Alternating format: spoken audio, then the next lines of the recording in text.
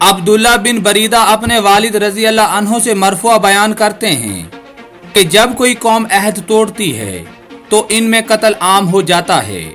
जब किसी कौम में फहाशी आम हो जाती है तो अल्लाह ताला इन पर मौत को मुसल्लत कर देता है। और जब कोई कौम ज़कात की अदायगी रोक लेती है तो अल्लाह ताला इनसे बारिश रोक लेता है।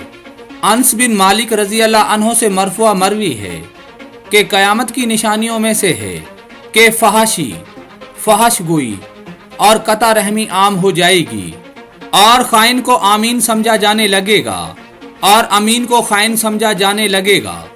सुहेल के वालिद अबू सहलिया ने हजरत अबू हुरैरा रजी अल्लाह अन्हो से रवायत की, कहा रसूल अल्लाह सल्लल्लाहु अलैहि वसल्लम ने फरमाया, अहले जहन्नम की दो किस्में ऐसी हैं जिनको दुनियावी जिंदगी में मैंने खुद नहीं देखा।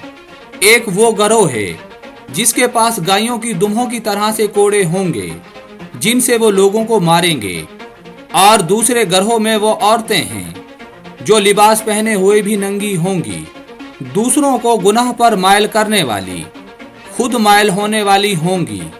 इनके सर इलाका बख्त की ऊँटनियों की एक तरफ झुके हुए कोहानों जैसे होंगे। ये औरतें जन्नत में दाखिल होंगी, ना इसकी खुशबू सूंघेंगी, हालांकि इसकी खुशबू इतने इतने लंबे फासले से महसूस होती होगी। रसूल अल्लाह सल्लल्लाहु अलैहि वसल्लम ने फरमाया, बेहयाई जिस चीज में भी हो इसको ऐबदार बना देगी और हया जिस चीज में हो इसको खूबसूरत बना देगी। रसूल अल्लाह सल्लल्लाहु अलैहि वसल्लम ने फरमाया, हया ईमान का एक जुज है और ईमान वाले जन्नत में जाएंगे, और बेहयाई का ताल्लुक जुल्म से है और जालिम जहन्नुम में जाएंगे। सैयदना अनस बिन मालिक रजी अल्लाह अन्हु से मरवी है कि किसी ने कहा, ऐ अल्लाह के रसूल, हम कब नेकी का हुक्म देने और बुराई से मना करने को तर्क कर सकते हैं?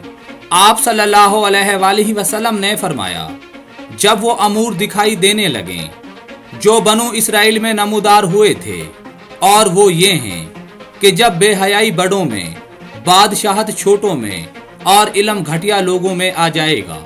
हजूर ने फरमाया, अल्लाह उस शख्स के चेहरे को तरोताज़ा रखे जिसने मेरे से कोई हदीस सुनी, फिर जैसे सुनी वैसे उसे आगे पहुंचा दिया।